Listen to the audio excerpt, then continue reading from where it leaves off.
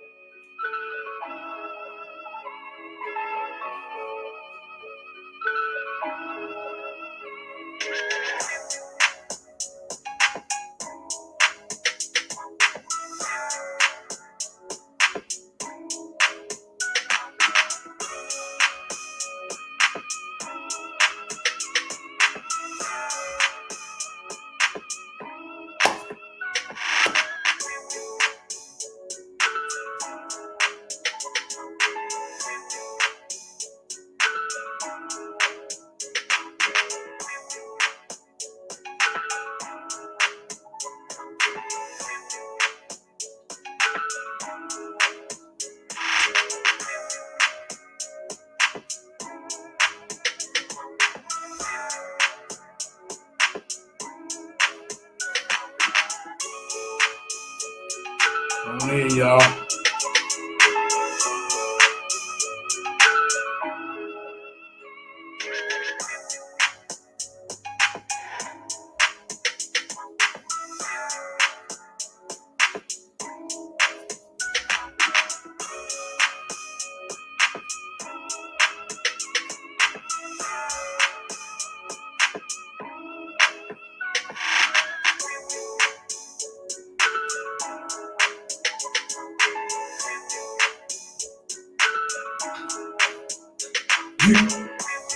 Hey, hey, hey.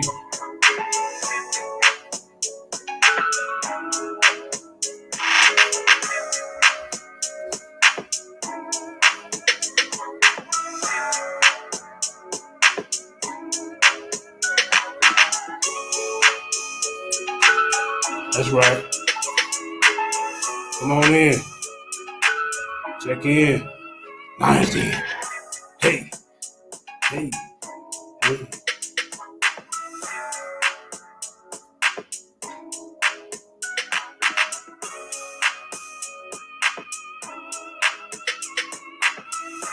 Yeah. Most feared debate on the planet. That's right. Come on into the den, y'all. Y'all see the title. It's for educational purposes only. The den. Yeah. Come on into the den, man. Shout out to Storytelling and Gardens. My name is JJ7000, the most feared debater on this planet. The people's champ. Yeah, man, I just want to do a little educational video. It's about 1 hour. This is prehistoric African religion that Jabari Osaze would never teach you about. You see what I'm saying? Because this is beyond his capacity of understanding, see. He just stuck in the Hotep mummy stages. You see what I'm saying, man? So let's go ahead and get straight to the meat and potatoes.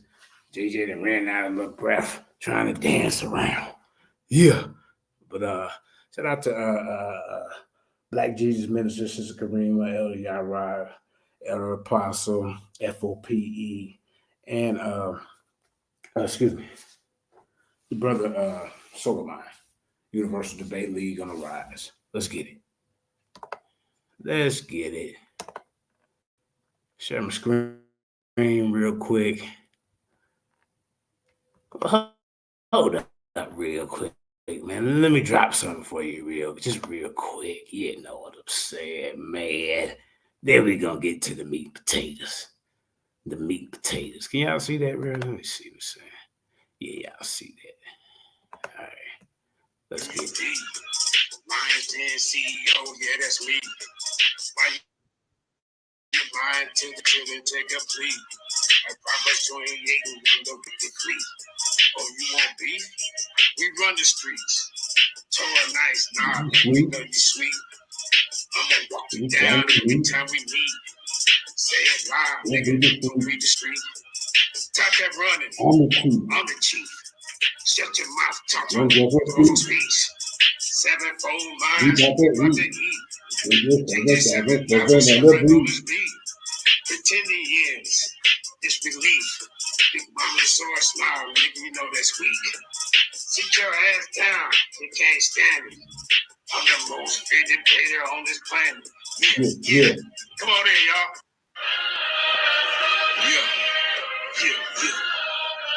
Come on in. Who I am, who you be. Lions Den CEO, yeah, that's me. Why you lying to the children? Take a plea. Like Proverbs 28 and the wicked flee. Oh, you want beef? We run the streets. Torah nice, nah, make me know you sweet. I'ma walk you down every time we meet. Say it loud, nigga, don't read the street. Top that running, I'm the chief. Shut your mouth, Tonto, when go for speech. 7-fold lines, we about to eat. JJ 7,000 on this beat. Pretending disbelief. Big mama the source smile, make me know that's weak. Sit your ass down, you can't stand it. I'm the most feared debater on this planet. Yeah. Come on in, y'all. Time, y'all. Yeah. Come on in. Come on in. Who I am. Hey. Who you be. Lions Den CEO, yeah, that's me. Why you lying to the children? Take a plea. I Proverbs 28 and the wicked flee. Oh, you want beef? We run the streets. You know you nice, sweet. Nah, make me know you sweet. I'ma walk you down every time we meet. Say it loud, nigga. Don't read the street. Top kept running. Yeah. I'm the chief. Shut your mouth. We're going for speech. 7-fold lines, we about to eat. JJ 7,000 on this beat. Pretending disbelief. Big mama the source smile, making you know that's weak. You can't stand it. Down.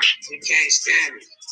I'm the most fitted player on this planet. Let's get it. Yeah. Ha ha ha ha. Let's get it. All right. Let me stop that real quick. Hold up. We about to get it.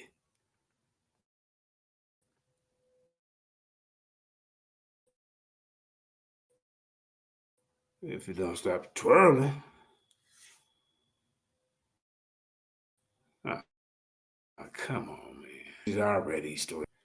Stand, ladies and gentlemen. My name is JJ 7,000, most feared debater on the planet. Shalom, Texas, Bama, everybody out there in viewing land. I just want to do a little short educational video real quick.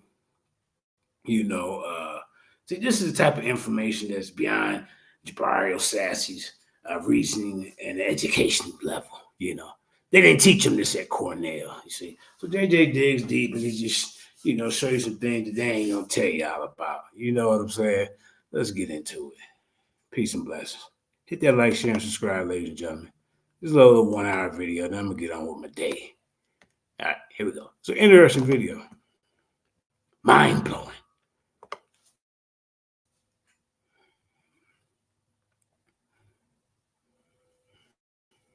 We know y'all can see this.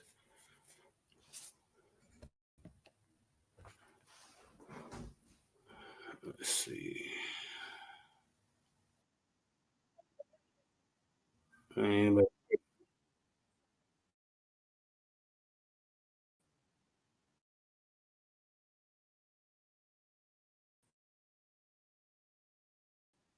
we gotta watch this commercial. Are you serious?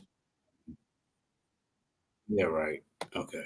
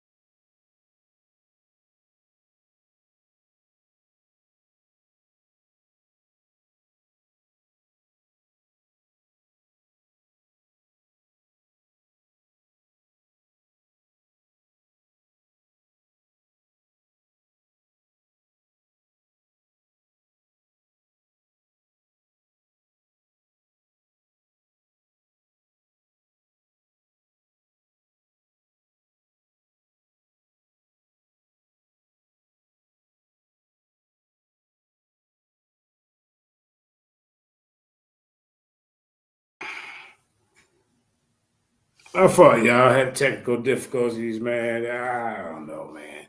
This is where I be. I don't know. All right, let's try this again. This is a good thing I didn't step off for a second. All right, we're gonna try this one more time, y'all. Try this one more time. Here we go. Let me know if y'all can see this. This is interesting. Hold up. Let me know if y'all can see this. Okay, here we go. All right. Let me start it over. Sorry about that, y'all. None of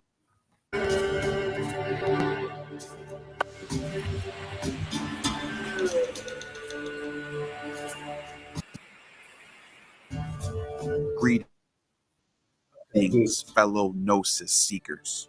And what the hell's going on, man? welcome back to this captivating corner. Curiosity on this delightful digital domain we call YouTube. Today, my dear wanderers of wisdom, lovers of Sophia, we embark on an expedition through time, uncovering remarkable truths about the cradle of civilization, the vibrant and diverse continent that we call Africa. Let me ask you a question. We ain't gonna be able to do this. I mean, come on, what the hell's going on, StreamYard? Before you even answer that question, let me just say something first. In my recent videos on oldest religions and oldest gods, we discussed Anu as the oldest god in written history, the Pelasgian creation story, the oldest reconstructed Genesis myth that exists, the Proto-Indo-European pantheon, which is the oldest reconstructed religious pantheon of gods that can be reconstructed using ancient languages before writing. But none of those answers the question, where do we all come from? Those are all good starting points, but those aren't where we come from. I mean, there's history before all those events. I'm talking about our origins as a magnificent species called Homo sapiens.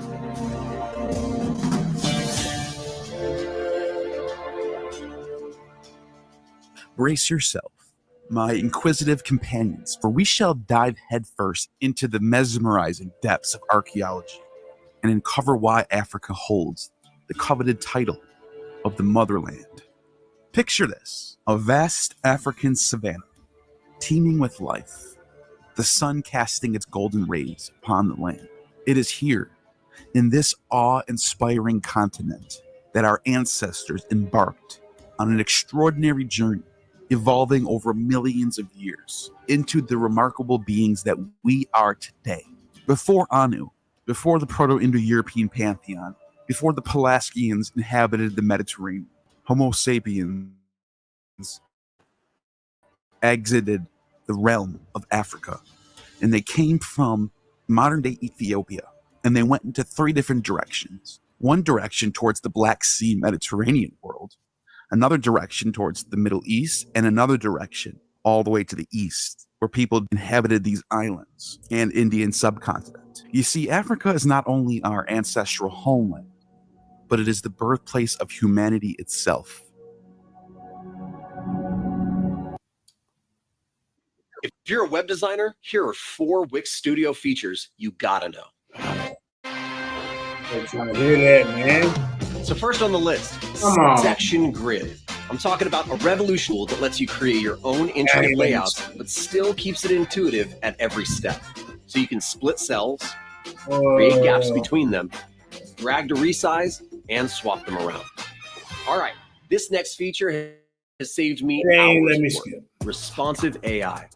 You set up your design once, and with just one click, it'll analyze the section and automatically adjust the response behaviors for each element to fit every breakpoint. Another huge time saver, no code animations. You can create unique brand experiences with anything from You micro know, of course, we animations can watch this to one. rich, complex interactions and easily customize them for that fine-grained control. And all of this without a single line of code. And finally, we've got Text Mask. This is a great way to make your client's brand stand out. You can fill live text with images, gradients, or videos to make it pop. Y'all didn't let And me skip. it's optimized for SEO. So these features have totally changed the way that I work. Now it's your turn. Head over to Wix Studio to You ain't nail your skipping on next this brief. part, though. All right, come on, man. Shit. What the hell? Redefine web hosting with Bluehost Cloud, the new platform built for WordPress creators by WordPress experts. There we go.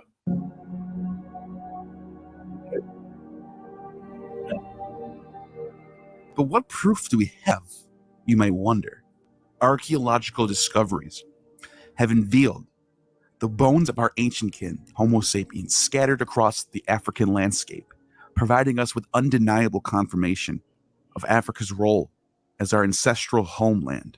The deeper you go into these rock layers, the more prominent Homo sapiens are than other parts of the world. Let us take a moment to appreciate the incredible diversity found in Africa's archaeological wonders. From the fossil-rich lands of the Great Rift Valley to the breathtaking rock art of the Sahara, each discovery paints a vivid picture of our shared heritage. These remnants of the past tells tales of human triumph, innovation, and adaptation, reminding us of the rich tapestry of cultures and civilizations that have thrived on this remarkable continent.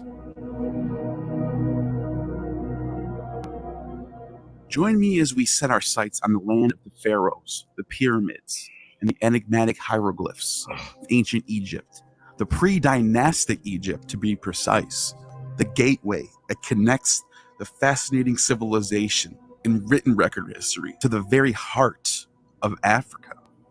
Egypt, with its mighty Nile River, was a thriving center of culture and innovation. But what many don't realize is that the roots of ancient Egyptian civilization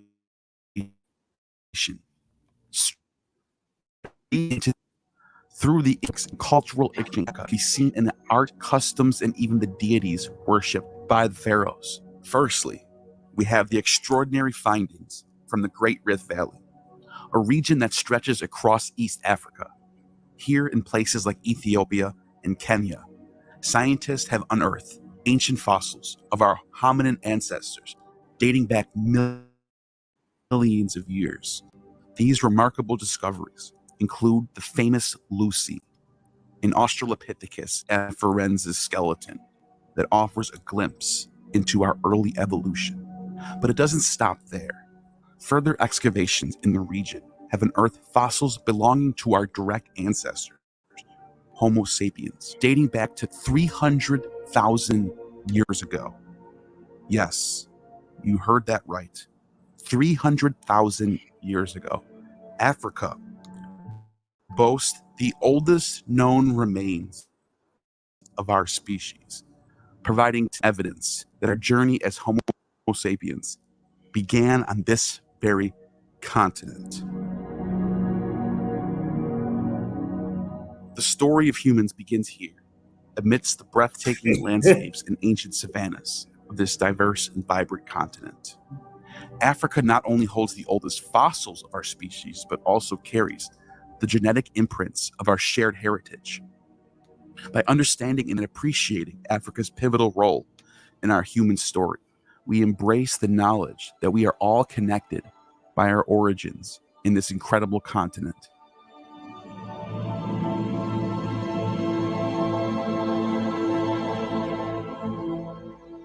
Lucy is a true superstar of paleoanthropology. Let me share with you why the discovery of this 3.2 million year old fossil skeleton was such a monumental breakthrough and what it meant for our understanding of human evolution. In 1974, a team of researchers led by the renowned paleoanthropologist Dr. John Johansen made a groundbreaking find in the Afar region of Hadar, Ethiopia. They unearthed an almost complete fossil skeleton belonging to an early human.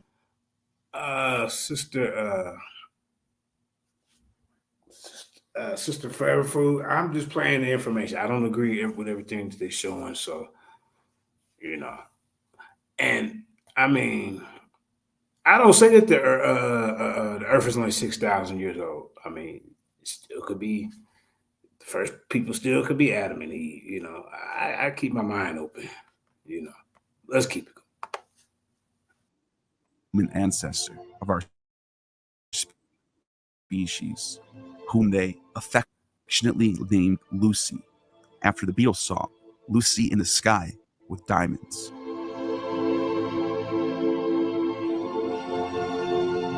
Now, why was Lucy's discovery so important?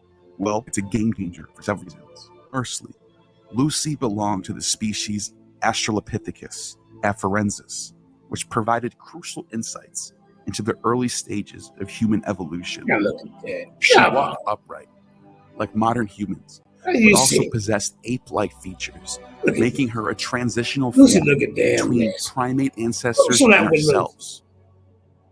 Lucy's skeleton was remarkably well preserved, comprising numerous bones, including the pelvis, limbs, and skull fragments. Oh, come on, man. We might not be able to. 100,000 subscribers makes you a successful creator. We all know that's not quite the full picture. Yeah, man. Dropped her anatomy and gained a deeper understanding of her locomotion. I'm just putting, like I said, I really haven't really watched all this. I don't really agree with everything. Some of it's pretty informative. I'm just putting it out there to make you think.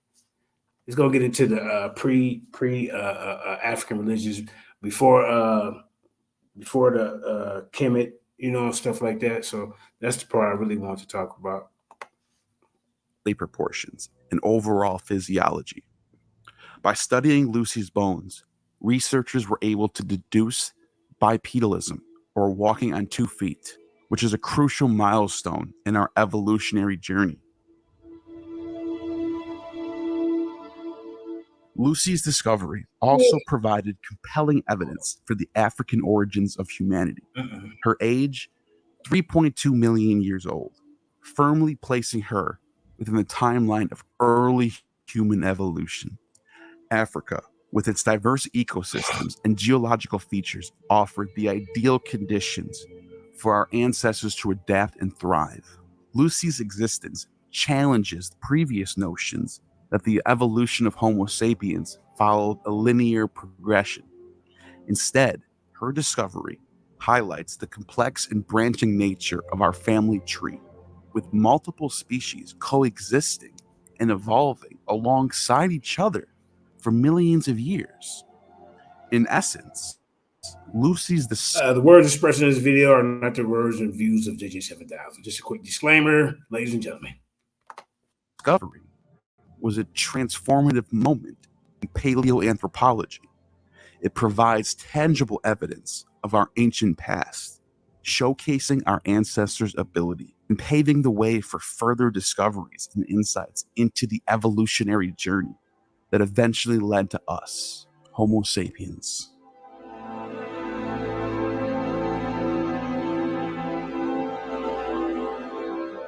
The oldest known religion in Ethiopia is a traditional belief system called either Ethiopian traditional religion or an Ethiopian indigenous faith. The religious practice predates the arrival of Christianity and Islam by thousands of years.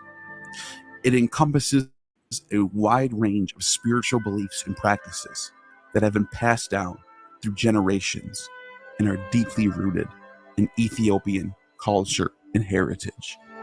The same place where Lucy was found, Ethiopia, religion is characterized by its strong connection to nature ancestral worship, and the belief in supernatural forces and spirits. It incorporates elements of animism, where various aspects of the natural world, such as rivers, mountains, and trees, are considered to possess spiritual essence and are revered accordingly. The practice of Ethiopian religion involves rituals, ceremonies, and offerings to appease and seek blessings from the ancestral spirits and deities. These rituals often take place in sacred sites, such as forests, groves, mountains, or ancient stone structures known as mazgabas.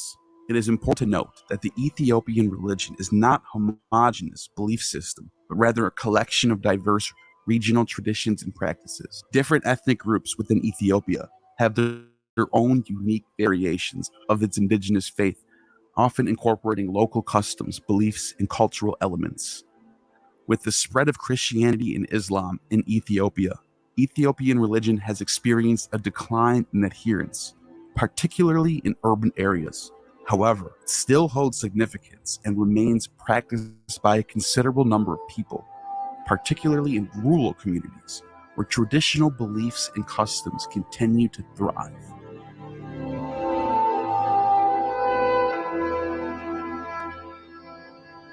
The Aksumite religion, also known as Aksumite polytheism, refers to the religious practices and beliefs of the Aksumite Empire, the ancient kingdom located in present-day Ethiopia. The Aksumite civilization flourished from 2nd century BCE to the 7th century of the Common Era, and played a significant role in the region's history and culture. This kingdom was known to have adopted the religious customs of its ancestors that predates empire. So the religion predates the kingdom by many centuries and probably evolved from the Bronze Age to antiquity. It is generally understood that the Aksumite religion was a polytheistic belief system with a pantheon of deities worshipped by the people. The primary deity, known Mahrem, also known as Astar, was considered the supreme god and the protector of the Aksumite kingdom. Mahrem was associated with the sky, rain, and fertility, and the stars in the sky at night. The Aksumite kings, who held significant religious and political authority, were believed to be direct descendants of Mahrem, solidifying their divine status and legitimacy.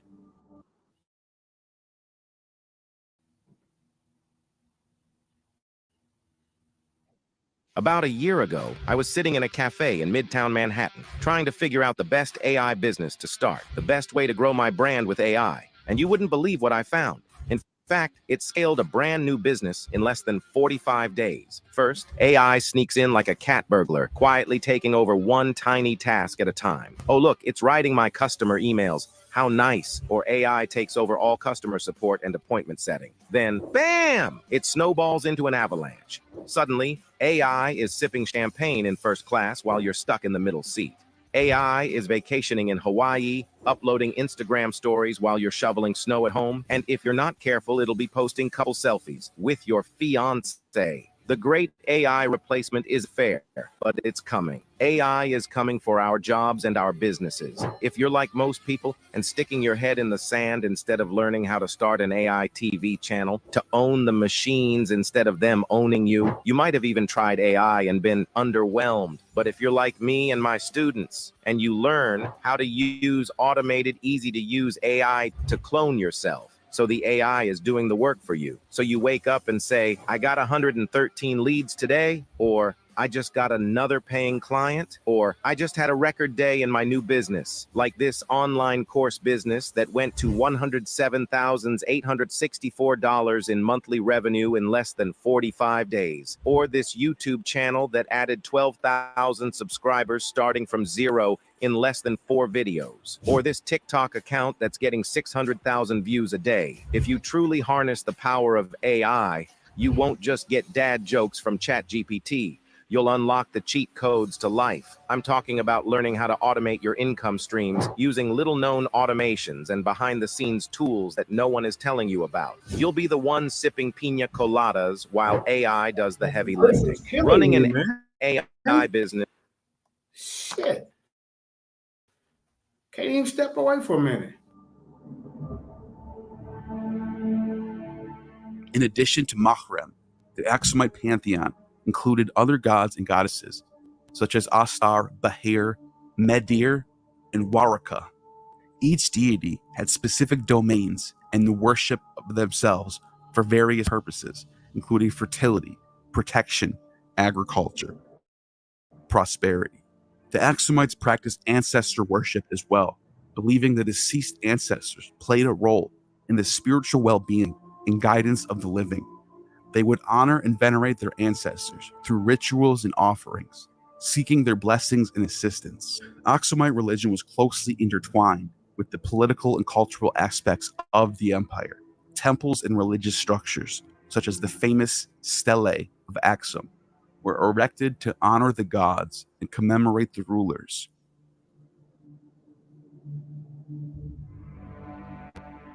Ritual ceremonies, sacrifices, were held to celebrate important events, agricultural cycles, and religious observances, such as the summer solstice or winter solstices, or spring and fall equinoxes. The original Aksumite religion, as a distinct and separate faith, ceases to exist as Christianity took root in the region. And by the 7th and 8th centuries, Islam would end up taking control of all facets of culture, which continues today.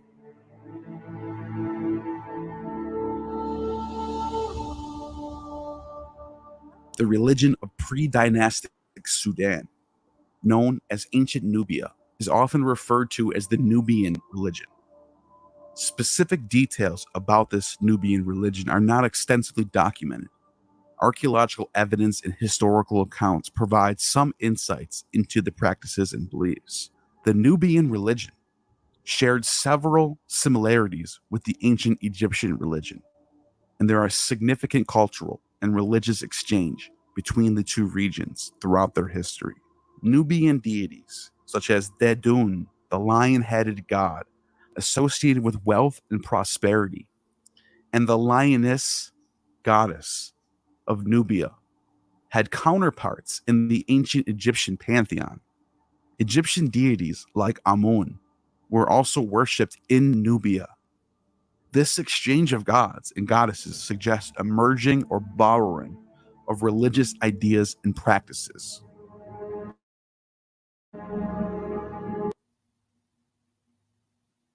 When I was accepted to SGU, that was one of the greatest days of my life. The faculty at SGU really have helped mold me into becoming the best doctor and physician that we could be. This is so comforting to know that people care enough about you and they care enough about your education to help you begin your journey. That's going to stick with me for the rest of my life.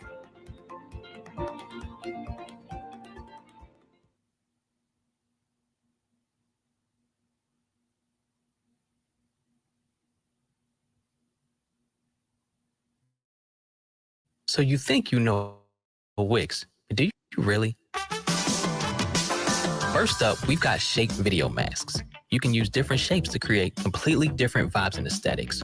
Or you can create your own graphic. I use the shape composition here. Just import any SVG file and set it as a shape mask.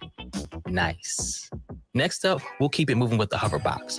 You can use it to animate any element and create these really eye-catching interactions. And what I love is that the level of control you get here is crazy precise. You can set your animation ease, scale size, and position to create this really dope effect. Third, we've got the mega menu. This not only lets you organize your site menu into different subcategories, but it also looks amazing when you add in different elements like text, buttons, images, and pretty much anything you can think of. And last but not least, we've got My Designs. This feature lets you save any section or component that you've already created, and you can use it as a starting point on any other pages or sites you're working on. This one's personally saved me a ton of time. So you got all these. Shit.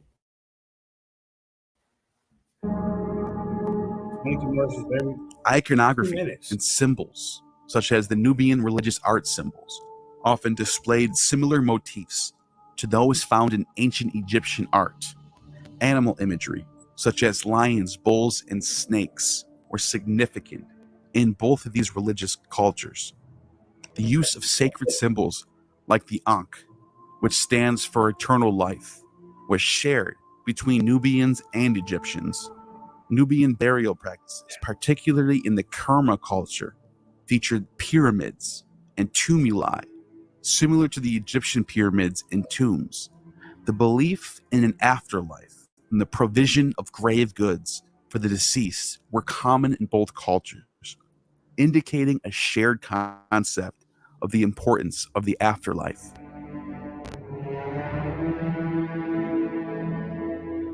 The close proximity and long history of interaction between Nubia and Egypt resulted in cultural exchange and political influence. As Egypt expanded its role into Nubia, Egyptian religious practices and beliefs spread into the region, integrating with existing Nubian religious traditions, and vice versa. Nubian religious traditions. Hold up. We'll see that one part. The close proximity and long history of interaction between Nubia and Egypt resulted in cultural exchange and political influence. As Egypt expanded its role into Nubia, Egyptian religious practices and beliefs. Jabari, I want to see you dressed like this. You ain't hotepping right. Y'all see? I told y'all Jabari ain't no real hotep. Listen, I want to see you dressed like this, Jabari. Spread into the region, integrating with existing Nubian religious traditions, and vice versa. Nubian religious traditions impacted the growing Egyptian religion. The Nubian rulers, especially during the period of the Kingdom of Kush, adopted religious titles from the Egyptians, and vice versa, further blending the religious practices of the two civilizations. The extent and depth of these influences can vary depending on the historical period and the specific Nubian and Egyptian cultures involved. Overall, religious practices and beliefs of pre-dynastic Sudan, specifically ancient Nubia, contributes to the religious landscape of the entire region.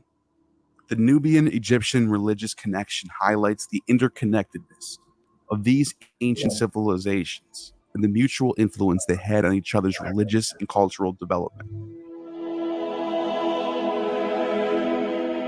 Dedun is the ancient Nubian deity who played a significant role in the religion. See, Jabari, you don't know nothing about this right here. Oh, okay, Indigenous. See, Jabari, this is what I'm talking about. You need to be talking about stuff like this. I want to see you dressed like this guy. His beliefs of the region. Whatever the hell he is often depicted as a lion-headed god, associated with the wealth and prosperity and abundance. The worship of Dedun dates back. Jabari, I need to see you and Shaka and all y'all dressed like this.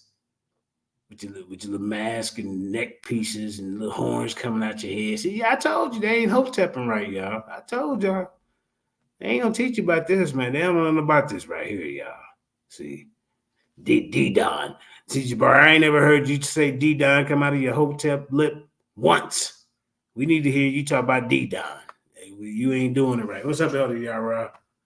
I done caught Jabari. He ain't teaching. Dedun is the ancient Nubian deity. You know what I'm saying? Did you see Jabari? I'm trying to tell you, man, you a fake hotep. See, if you ain't talking about D-Don, you ain't doing it right.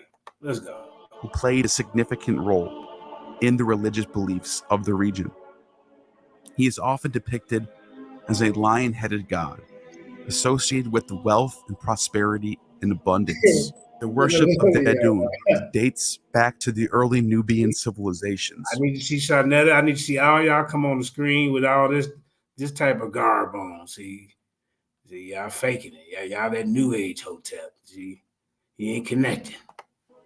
The lion-headed representation of Dedun is reminiscent of the majestic and powerful qualities associated with lions, symbolizing strength and protection. Dedun was revered as the bringer of light and material possessions and agricultural fertility.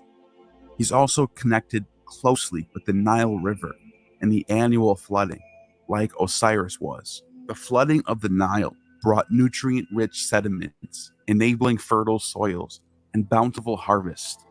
Dedun was believed to have the control over these waters and was regarded as the bestower of the river's life-giving properties. Nubian rulers and elites often sought the favor and blessings of Dedun for their kingdom's prosperity and success. He was considered a patron. Too many commercials. I'm going to give away this incredible $4,000. Wait, no, not this one. This incredible. 10 commercials in it. Patron deity of the rulers, protecting their wealth and ensuring prosperity of the realms. Dedun's importance is reflected in the various inscriptions and monuments dedicated to him by the Nubian kings, particularly during the kingdom of Kush's zenith. The influence of Dedun extended beyond Nubia, as his worship is also spread into Egypt. Dedun was associated with Nubia and revered. Now, he been all out through Egypt, and Kemet and Jabari talked about him that one time. See, this is why he's not really a good Kemetic teacher, y'all. See, he one of them Catholic Kemetics. You see what I'm saying? Jabari, you're going to get your act together. Alongside Egyptian deities, but he was also equated with the Egyptian god Osiris, further highlighting the interconnectedness of these two regions. Although Dedun's prominence waned with the decline of the kingdom of Kush and the advent of Christianity and Islam, his legacy can still be glimpsed in the archaeological remains and inscriptions left behind. The lion-headed god remains an intriguing figure, representing the Nubian people's deep connection to the natural world, their aspirations for wealth and abundance, and their reverence for the life-giving properties of the Nile. Through the worship of Dedun, the Nubian people sought to cultivate prosperity and ensure the well-being of their communities, emphasizing the significance of material wealth and agricultural fertility in their religious worldview. Today, Dedun stands as a testament to the rich and diverse religious traditions that once thrived in ancient Nubia, offering a glimpse into the spiritual beliefs of this fascinating civilization. Sekhmet is indeed a prominent goddess in ancient Egyptian mythology, known as the lioness-headed goddess of war, healing, and protection. The connection between the Nubian lion-headed goddess and the Sekhmet goddess lies in the cultural and religious interactions between Nubia and Egypt. Nubia and Egypt had a long history of contact and exchange, which including the sharing of beliefs. Sekhmet embodied these qualities and was often depicted wearing a lioness headdress. She was believed to possess the ferocity and healing aspects associated with lions. The ancient religion of Kemet, also known as the ancient Egyptian religion, was practiced in the region of Egypt and Africa. It was a complex and rich belief system that evolved over thousands of years. The religion was polytheistic, meaning it worshipped multiple gods and goddesses. And the ancient Egyptians believed in the existence of a divine hierarchy, with the pharaoh being considered a god on earth. They believed that the gods controlled every aspect of life, from natural forces to human destiny. Some of the most important gods and goddesses in the Kemet religion included Ra, the sun god, Osiris, the god of the afterlife, and Isis, the goddess of magic and fertility. And there's also Horus, the divine child. The ancient Egyptians believed in a concept of an afterlife, where the soul would continue to exist after. See, this is what I'm talking about, y'all. The ancient Egyptians believed in an afterlife. I haven't once heard Smash Rockwell say anything about it. goddamn Jabari, Reggie, Shaka, Osaze, none of y'all. How you running around here trying to talk about y'all teaching this Hotep stuff, and you ain't even teaching the right thing? You don't even get into your Book of the Dead. At least we get into our Bible. At least we talk about it, the afterlife and, paradise and heaven. Y'all don't talk about that. All y'all want to talk about, Kim was black. Kim was a black man. And yeah, they were black. That's all they argue about, y'all. They ain't teaching y'all nothing about this. So what's the point? That's what you got to ask yourself. Well, what is these dudes doing? When is y'all going to get into this Book of the Dead?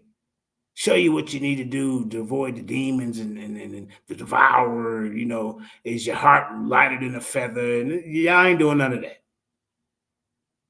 You see what I'm saying, y'all? They ain't doing it.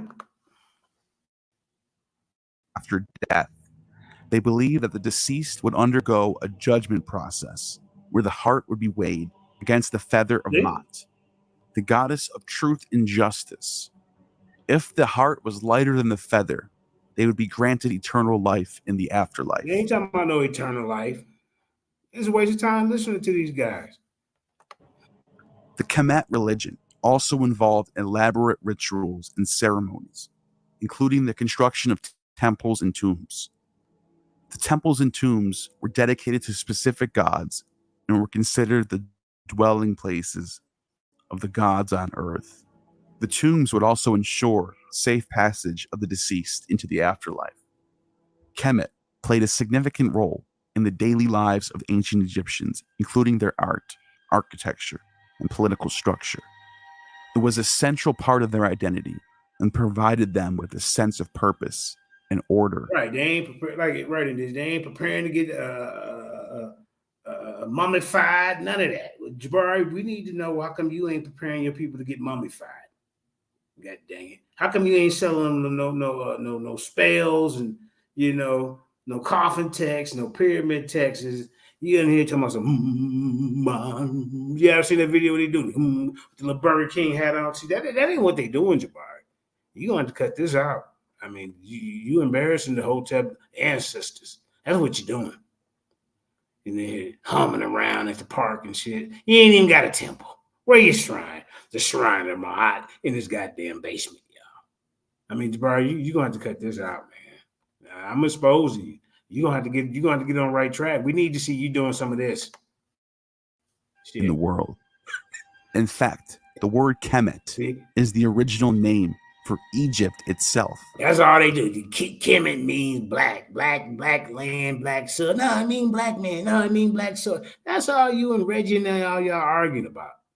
Y'all need to indulge into the book and get into the history. And, tell us what the scorpion spell means. You got 200 goddamn spells in the book. Come on, teach us about that. We want to hear about it. Shit. What the hell going on? And Egypt is a name given by the Greeks. Kemet religion was deeply ingrained in the culture and society of ancient Egypt. The beliefs and practices of Kemet shaped the another commercial. Running a creator business is overwhelming. Constant content creation, community. Yeah, really trying to get paid off these commercials, ain't he? Whoever made this video. The way for the Egyptians, how they view the world. The ancient Egyptians built magnificent temples and tombs to honor their gods. Look, see? And ensure. You said it's just a principle. They built these temples, shrines, and religious places of worship to honor the gods, not no principle. So we can catch you in a lie again, y'all. Oh shit. Prosperous afterlife. Messed up. Overall, the influence of Kemet religion on Egyptian society was immense.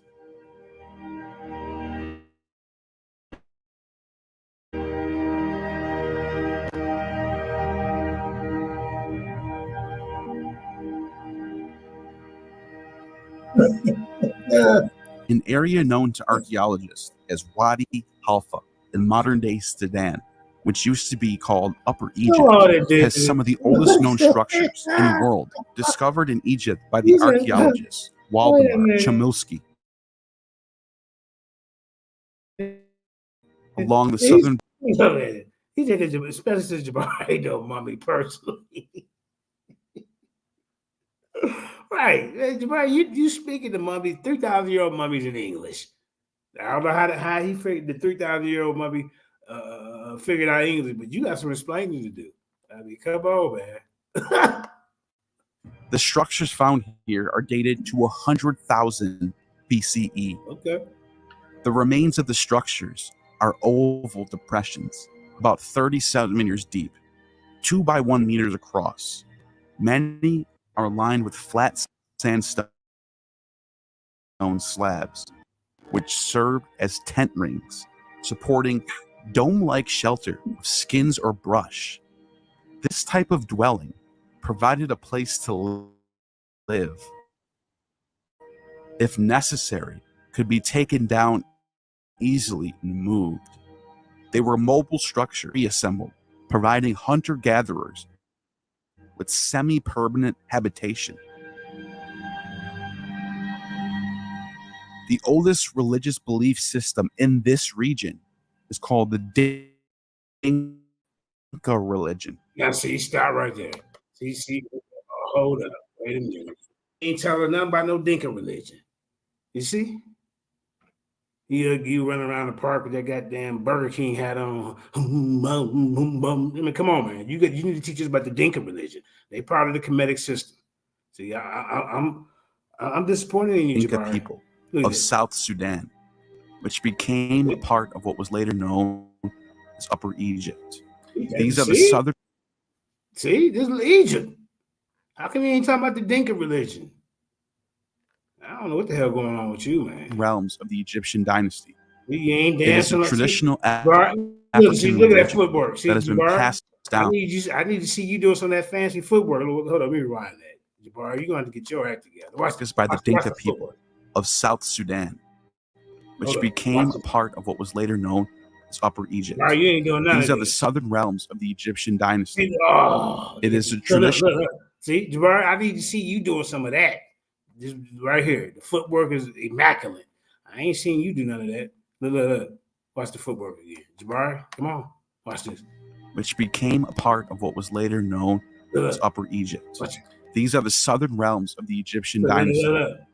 It is a traditional African religion that has been passed down through generations and is deeply rooted in the cultural and spiritual traditions of the Dinka community.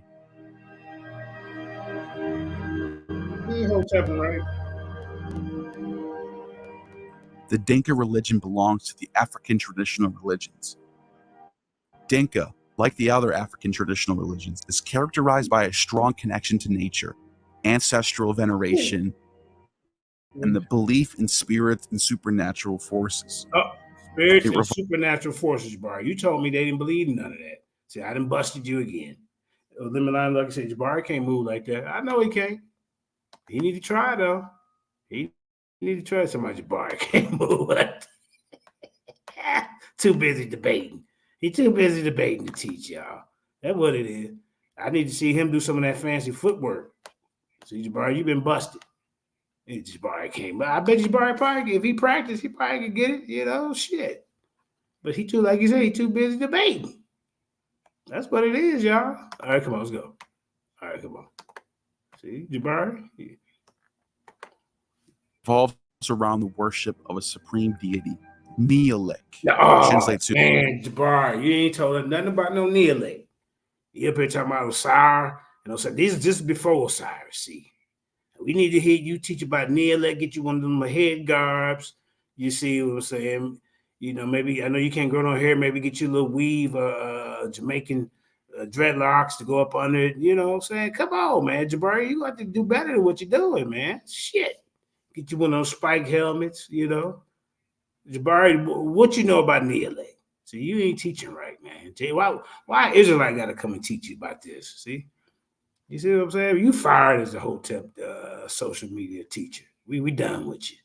We done with you, Jabari. This is it. To God, who is believed to be the creator and sustainer of the universe. Wait a minute. Now, you told me they didn't believe in the creator and sustainer of the universe. You said they were just principles. Now, what's really going on, Jabari? Jabari. So you probably didn't know nothing about this. I know you didn't know this. That's why JJ 7000 here to teach you. You see.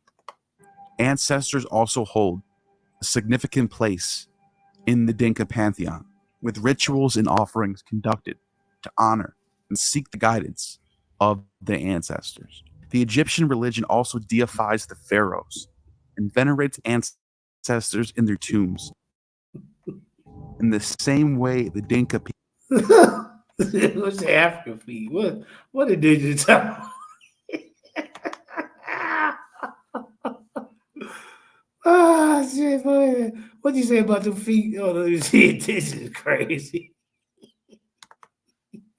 African feet got 4 extra layers of husk on their feet and 2 extra tendons. Come on, Jabari. We need to get the feet out. Let's see. Shaka can wear his weed. That's right. So Jabari can do it too. That's right. Shit. Jabari, at least Shaka trying. You ain't doing right. Yeah. I don't know what the hell going on with you, Jabari. You gonna have to do something better than what you do.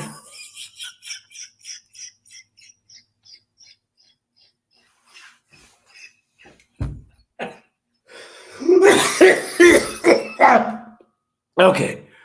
Woo. Oh man. He got extra 3 layers of husk on them feet. Okay, he doesn't even do his own teaching. He just bites off every. Yeah, that's right, Texas Bama. I don't know what the hell Jabari doing, man. Shit. All right, let's go. People tend to do the burial sites. Concept of Mot in Egypt is comparable this is how to they the talking Dinka. about. Yeah, 42 lines of Mot. We need y'all to dig deeper. You see, JJ done brung out a guy, y'all don't even talk about. What's his name again? Shit, what was his name? Hold up. His name Neolithic, translate. See, I need you to be running around with one of them horn Viking hats on. You know what I'm saying? Get you the Jamaican wig. You know, a little breastplate. Man, you ain't doing right, Jabari. Look at this one over here to the right. See, them that's Reggie and them. See, you need to get your team together. They ain't doing right. It's to God, who is believed to be the creator and sustainer of the universe. Ancestors also hold a significant place in the Dinka pantheon, with rituals and offerings conducted to honor and seek the guidance of the ancestors. The Egyptian religion also deifies the pharaohs and venerates ancestors in their tombs in the same way the Dinka people tend to do the burial sites. Concept of Mot in Egypt is comparable to the Dinka. No, we need y'all to go deep. Dinka belief in cosmic order. The religion of pre-dynastic Egypt refers to religious beliefs and practices of the ancient Egyptians before the establishment of centralized dynastic rule, which began around 3100 BCE. Pre-dynastic Egypt spanned a long period of time. The religious practices evolved and developed over centuries. The religion of pre-dynastic Egypt is characterized by animism, a belief in the presence of spirits or deities, and natural elements. Spirits and deities, Jabari. You said they ain't believe none of that. So you see, these people, I mean, I don't know, man. I think I vote to kick Jabari out the community for being a false Kemetic teacher, y'all. I mean, this is getting out of hand. You running around here. Of objects. The ancient Egyptians perceived the world as populated by a multitude of supernatural entities that controlled various aspects of life. Supernatural entities, Jabari. You see? He gonna get in front of the camera talking about they ain't believing that. They didn't look at it literally. That's a goddamn lie. During this period, animal worship played a significant role in religious practices. Animals, such as crocodiles, hippos, snakes, and bulls, were considered sacred and often associated with specific deities. The Egyptians believed that these animals possessed divine qualities and acted as intermediaries between the human and divine realms. See? Commercials. You know what I tell you, man. We got 11 commercials. None of that shit.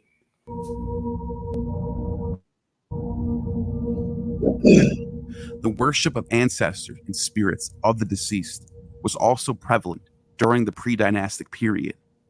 Ancestral spirits were believed to have influence and could intercede on behalf of the living. So in turn, rituals and offerings were made to honor and appease these spirits, seeking their protection. Jabari, you ain't talking about appeasing those spirits for protection. I told you, you being called out today. And guidance. Cosmological beliefs were an integral part of the pre-dynastic Egyptian religion. Sky deities such as Horus and Nut represented the heavens, while earth and fertility deities like Geb and Hathor were associated with the land's abundance. The worship of natural phenomena such as the sun and the Nile River and other natural elements played a crucial role in pre-dynastic Egyptian religion. The sun, personified as the god Ra or Atum, was highly revered as the source of life activity. The Nile River, known as Hapi, was seen as the lifeblood of Egypt, providing fertility and sustenance to the land.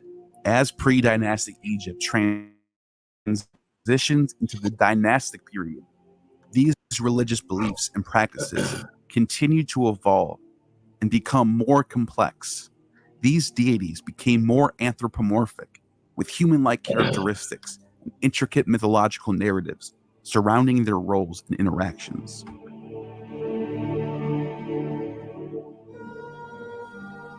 In Egyptian religion and philosophy, Ma'at is a fundamental concept that encompasses the ideas of order, balance, harmony, justice, and truth.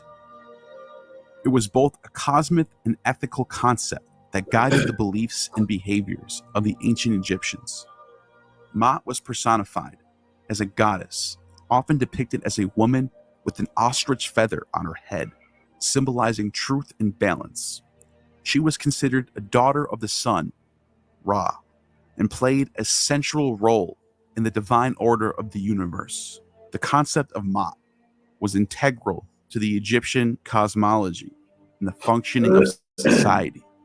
It was believed that Ma'at provided the foundation for the existence of the world, ensuring its stability and continuation. The gods themselves were seen as upholders of Ma'at, and their actions were expected to be in alignment with this cosmic principle. On the earthly realm, Ma'at served as a moral and ethical guide for human behavior. It emphasized the importance of maintaining balance, justice, and truth in all aspects of life. The ancient Egyptians believed that living in accordance with Ma'at was essential for personal happiness, societal harmony, and the overall well-being of the kingdom. Ma'at was often associated with the rule of the pharaoh, who was considered the intermediary between the divine and human realms. The pharaoh was expected to uphold Ma'at, ensuring the just governance of the kingdom and well-being of its people. The ancient Egyptian courts were responsible for upholding justice and maintaining Ma'at in society. The weighing of the heart ceremony, depicted in the Egyptian Book of the Dead, dating back to the Copper Age, 2000 BCE, symbolizes the judgment of the deceased actions in the afterlife, determining whether they lived in accordance with Ma'at. Later on, and even in modern times, the concept of maktub in Islam can be understood as destiny in the cosmic order, which was possibly influenced by the concept of Ma'at. About a year ago, I was sitting in a cafe in Midtown Manhattan, trying to figure out the best AI to start, the best to grow my brand with AI, and you wouldn't believe what I found. In fact, it scaled a brand new business in less than 45 days. First, AI sneaks in.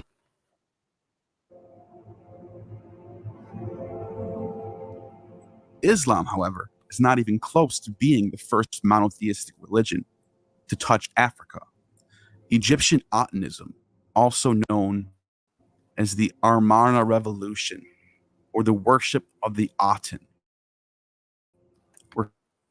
refers to a monotheistic movement that was during the reign of Pharaoh during 15th CE and religious practices of ancient Egypt.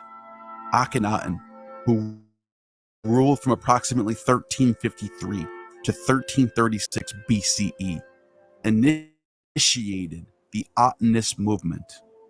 The Aten was a solar deity representing the sun's disk with rays extending down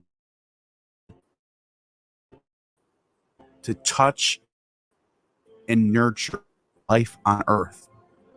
Akhenaten, meaning effective for the Aten. The reasons for the emergence of Atenism are complex and not entirely clear. Some scholars believe that Akhenaten's religious reform was influenced by personal beliefs, political motivations, or desire to consolidate power. Akhenaten's reign saw significant political and religious changes, including a shift in the capital city from Thebes to a newly constructed city called Akhenaten, modern-day Amarna. Atenism emphasized the worship of Aten as a singular, all-encompassing deity. It advocated for the idea of a universal and benevolent God who created and sustained all life. Akhenaten sought to eradicate the worship of all the ancient deities and close the temples dedicated to them, centralizing religious worship around the Aten. His ideas failed. After his death, nobody wanted to continue the tradition. The art and iconography during the Atenist period depicted the Aten as a radiant sun disk with rays extending downward, terminating in hands that offered symbols of life and the Ankh. The art reflected a new artistic style characterized by naturalistic and intimate representations of the royal family, deviating from the more idealized and formalized artistic conventions of previous periods.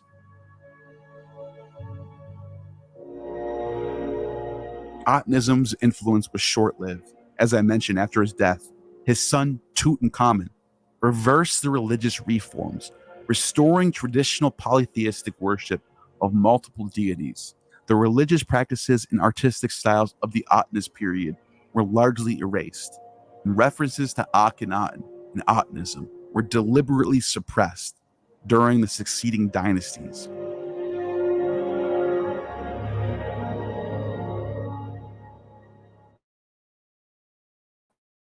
Phoenician voyagers of the early Iron Age after the Bronze Age collapse would come to leave an impact on religion in North Africa. The oldest religion, ancient Carthage, were centered around the worship of a pantheon of deities, with the primary focus on Baal Haman, also known as Baal or Melkart, and his consort Tanit.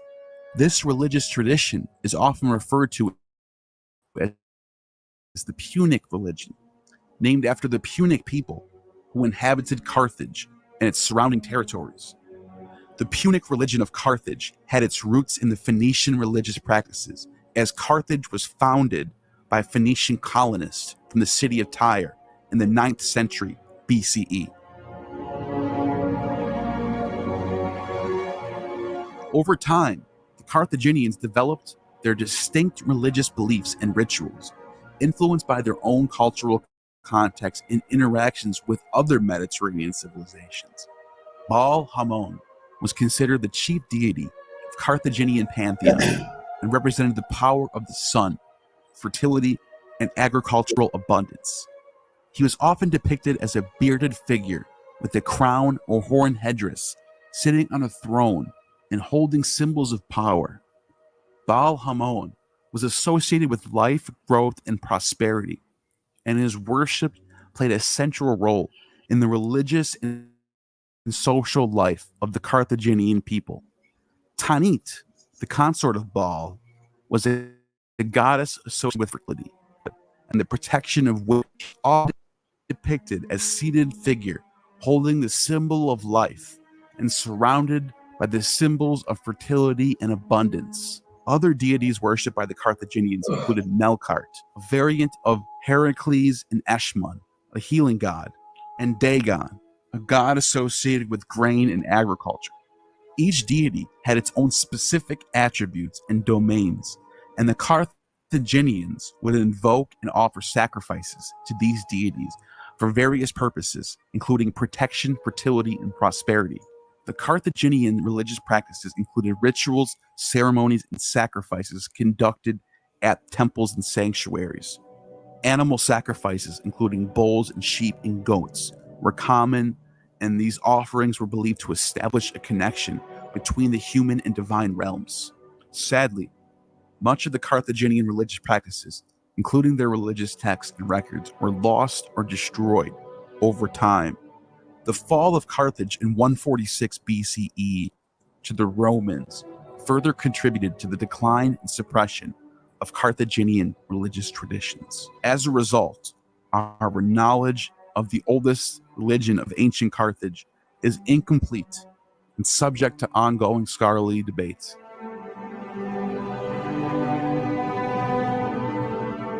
If we move deeper into West Africa, away from Carthage, another damn commercial. Yeah, man.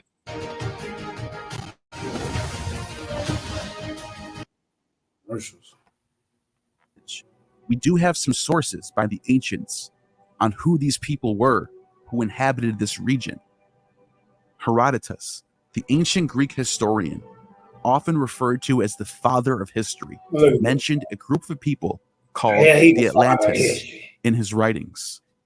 According to Herodotus, the Atlantes he came late. How he the father of history, y'all?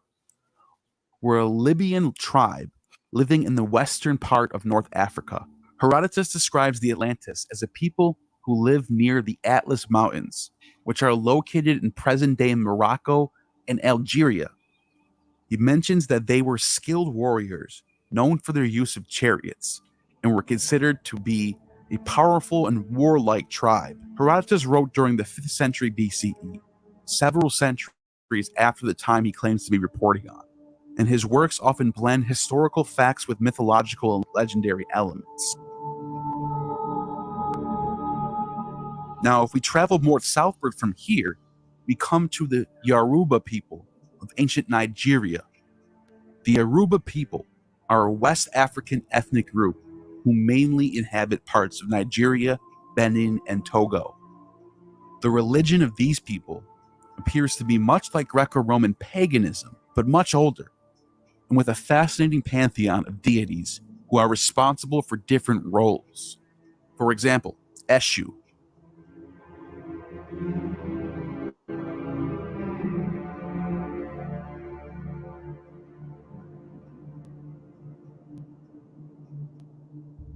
Eshu, also known as Elegba or Eshu, is a prominent deity in the OSASSY or Orisha religion of the Yoruba people, who primarily reside in West Africa. He is considered a complex and multifaceted divinity, often described as a trickster, a messenger, and mediator between humans and other Orishas, as well as between humans and Olodumare, the supreme being. Eshu is believed to be the primordial deity who emerged, like Thanes does, in Hesiod's Theogony, the realm of the divine. He is often depicted as a young man wearing traditional Yoruba attire and carrying a staff or a cane. One of his distinct features is his association with crossroads, symbolizing the intersections of different paths and possibilities. Eshu is known for teaching people that there is always more than one truth, and there is always two sides to every argument. As a trickster, Eshu is known for his mischievous nature and unpredictable behavior. He challenges conventions, tests people's moral character, and disrupts order to bring about growth and transformation.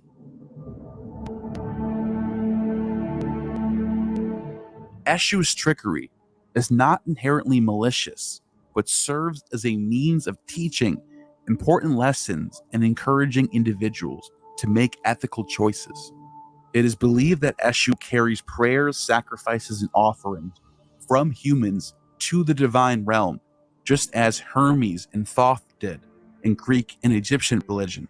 He acts as a bridge between the physical and spiritual realms, an angel, if you will, a messenger, like Mithras, facilitating communication and interaction between the two sides.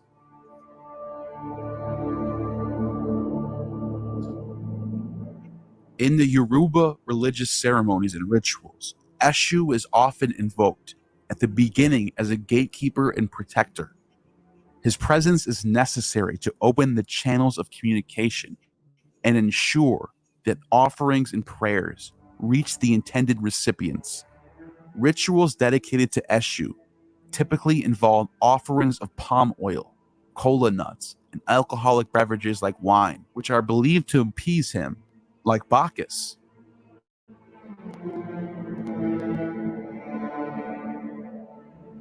He's often translated by the Islamic critics as the devil or the evil being, but in truth, he is neither of these. He is best referred to as the trickster, as he deals a hand misfortune to those that do not offer tribute or are deemed to be spiritual novices. He's also regarded as the divine messenger, prime negotiator between negative and positive forces, and the body and an enforcer of the law of being. He is said to assist in enhancing the power derived from herbal medicines and other forms of esoteric technology like alchemy.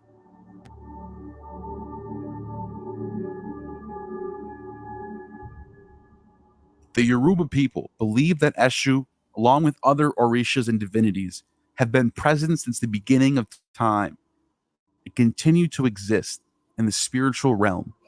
Their existence is not limited by human conceptions of time, as they are timeless and transcend the temporal world. Orishas are considered to be intermediaries between the supreme being, known as Oludumare or Oluran. They are seen as accessible and approachable deities who can be invoked. According to Alex Kuochu,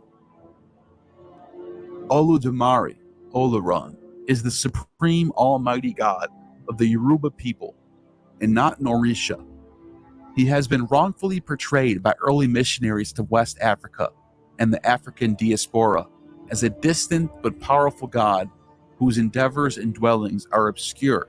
However, contrary to the missionaries and the diaspora's view, Oludumare is a powerful god that is always present in everything, even though he is above the Orishas and all people on earth. Abatala is the Sky Father, a creator deity associated with wisdom, purity, and justice.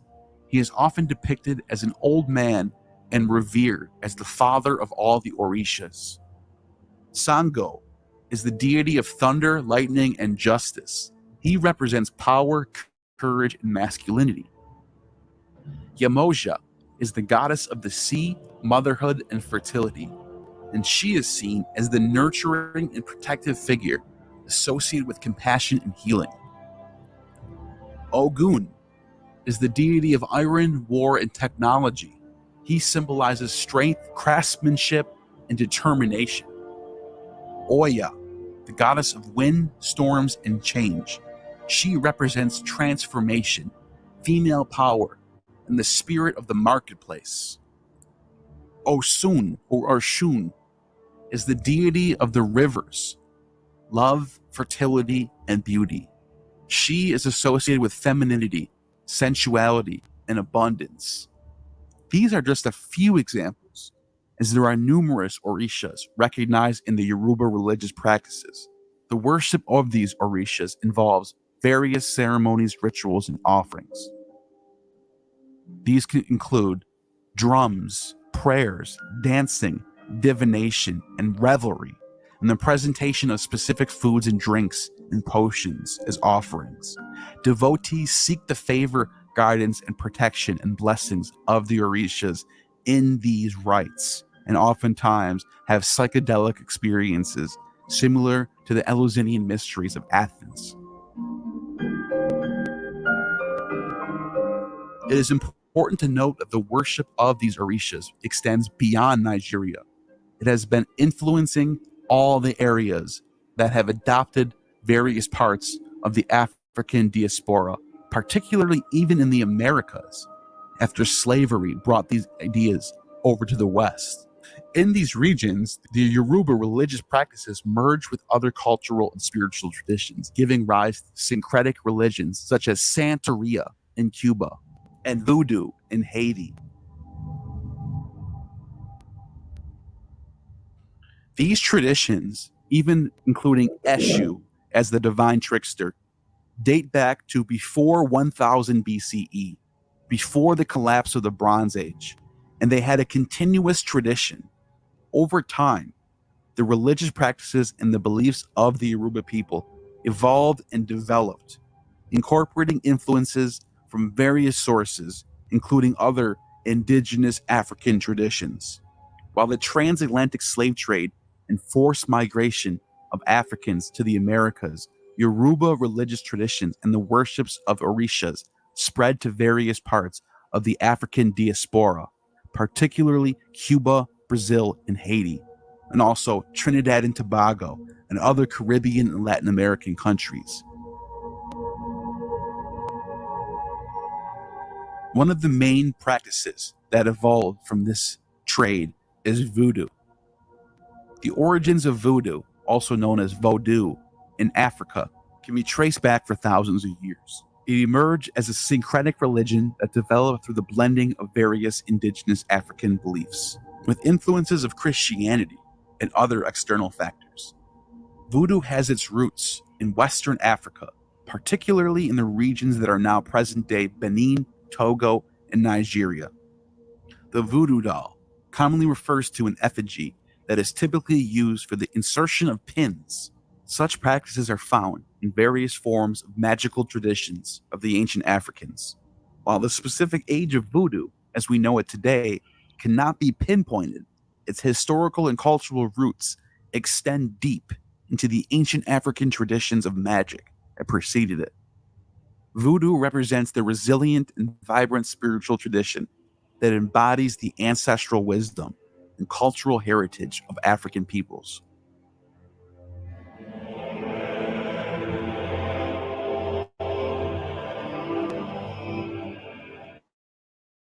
The spread of Islam across Africa was a gradual and complex process that occurred over several centuries. Islam was introduced to the African continent through various means of including trade networks, migration, and missionary activities, as well as warfare and forced conversion. The spread of Islam has had a profound impact on the socio-cultural, political, and religious landscape of all of Africa. The initial contact between Islam and Africa can be traced back to the time of the Prophet Muhammad in the 7th century. Muslim traders from the Arabian Peninsula established trade routes that connected the Red Sea to the Indian Ocean with the East African coast. One of the earliest regions to embrace Islam was North Africa. Muslim armies from Arabia, known as the Arab Conquest, expanded into Egypt and Maghreb, bringing Islam with them. The Umayyad Caliphate established control over North Africa, leading the conversion of local Berber tribes and the formation of Islamic states, such as the Fatimid Caliphate. Muslim merchants, such as the Berbers and later the Saharan Arabs, established commercial networks that spanned from North Africa to the regions of present-day Mali.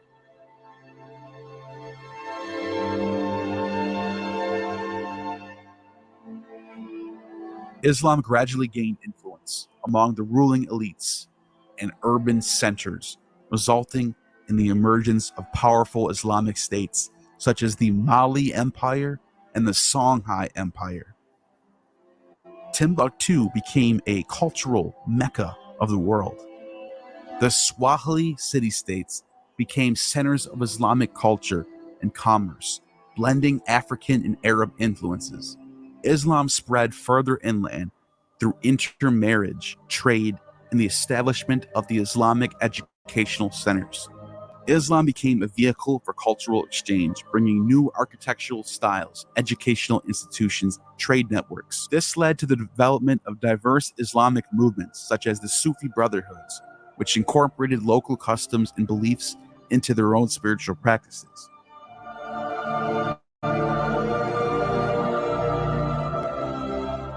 Before Islam spread all over the African continent, Christianity had its rise and reign of supreme. The Nag Hammadi Christians, also known as the Nag Hammadi Library or the Gnostic Gospels, refer to a collection of ancient texts discovered in 1945 near the ancient town of Nag Hammadi in Upper Egypt. These texts are significant for shedding a light on a branch of early Christianity known as Gnosticism. In December of 1945, a group of local farmers discovered a large jar containing a collection of ancient manuscripts buried in the desert near Nag Hammadi.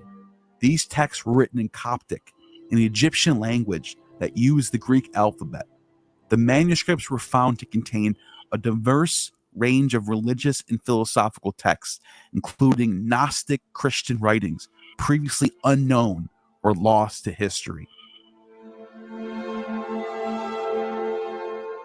Gnostic teachings emphasize the acquisition of gnosis, or spiritual knowledge, as the means to achieve salvation and liberation from the material world. The Gnostics of Egypt believed that the material world was imperfect and the domain of a lesser deity known as the demiurge. They saw themselves as spiritual beings trapped within physical bodies, seeking to reunite with the divine realm. The Nag Hammadi library consisted of 52 texts, including various Gnostic gospels, apocryphal works, and philosophical treatises, such as the Gospel of Thomas, a collection of sayings attributed to Jesus that may be the oldest known source of the words of Jesus on the planet, and it's found in Egypt. Overall, the Nag Hammadi Christians, through their writings, give a glimpse into the diverse religious landscape of early Christianity before Islam and contribute to our understanding of the rich tapestry of religious thought in the ancient world.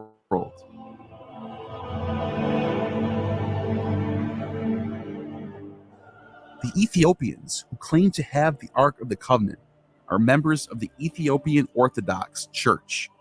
According to the religious tradition, the Ark of the Covenant, a sacred chest to hold the tablets of the 10 Commandments given to Moses by God, was brought to Ethiopia and has been preserved in the country for centuries. The belief is that the Ark of the Covenant is in Ethiopia. The legend tells of its journey from Jerusalem to Ethiopia during the time of King Solomon. According to the Ethiopian tradition, the Queen of Sheba, also known as Makeda, visited King Solomon in Jerusalem and returned to Ethiopia bearing a son, Menelik. It is believed that Menelik brought the Ark of the Covenant with him, hiding it in Ethiopia, where it has since been remained.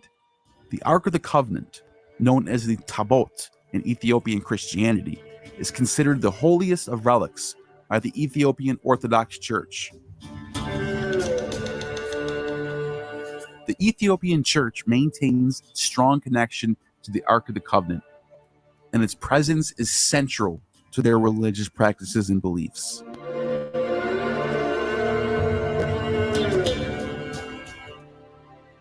Africa is a diverse continent with a wide range of religious beliefs and practices. The religious landscape of Africa is complex, with a blend of indigenous African religions, Islam, Christianity, and other religions. Indigenous African religions encompass a diverse range of traditional beliefs and practices. These religions often emphasize the worship of ancestors. It is estimated to be around 10 to 20% of the African population. Islam, however, holds approximately 40 to 50% of all of Africans. Christianity, estimated to be 30 to 40% of Africa. In addition, there are several minority religion slivers in Africa. These include Judaism, Hinduism, Sikhism, the Baha'i faith, and other various syncretic religions that blend elements of indigenous beliefs with other religious traditions. The percentage of these people hold about 5% of the whole category.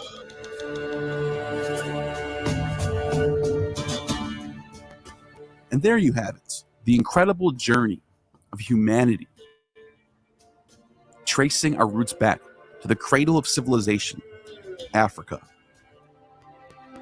From the momentous discoveries of Lucy, the ancient fossil skeleton that unveiled our earliest human ancestors, to the grand civilizations of Egypt that left an indelible mark on the entire world, Africa has been the forefront of our collective story. Not only did Africa give birth to Homo sapiens, but it also nurtured the diverse tapestry of religions that have shaped our spiritual landscapes. From the enchanting Yoruba traditions with the primordial divinities to the mystical practices of the Nubian lion-headed goddess, influencing the powerful deities of Isis and Sekhmet. Africa's religious heritage is a testament to its rich cultural fabric.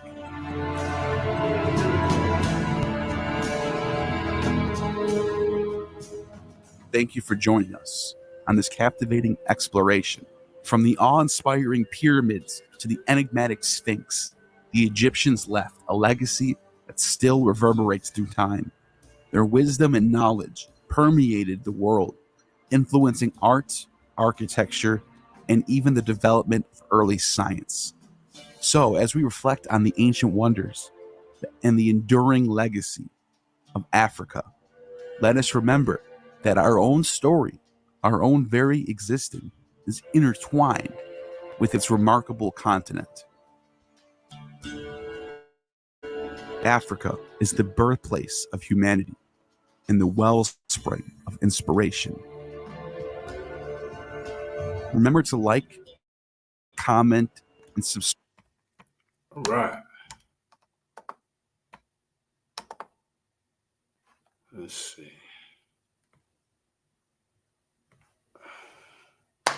Froze. Okay, there. All right, man. That was interesting. I just wanted to show that. Like I said, some stuff that he was saying, you won't hear from Jabari, Shaka, none of them. So I just thought I'd bring that out, give you a different perspective. African religions. That being said, JJ getting ready to go get him something to eat. Peace and blessings. Thank y'all for hanging out with me. I'll be back tomorrow. Shalom. But I could die. I'm out.